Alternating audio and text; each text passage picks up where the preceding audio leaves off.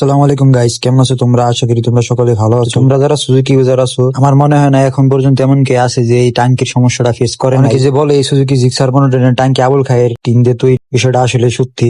আমার বাইকের বয়স 1 বছরও ঠিকঠাক মতো হয়, আমার টাঙ্কি পরা বাদ হয়ে গেছে।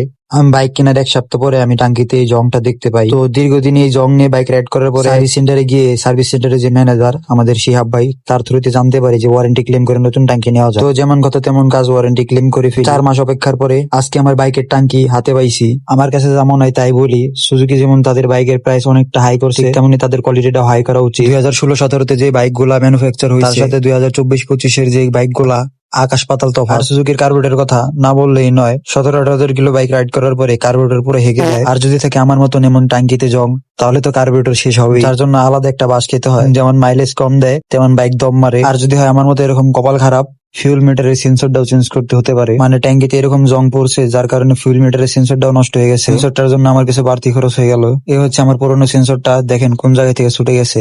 মানে কিছু বলার নেই, আঠার কোয়ালিটি কেরম হলে এখান থেকে ছুটে যেতে পারে।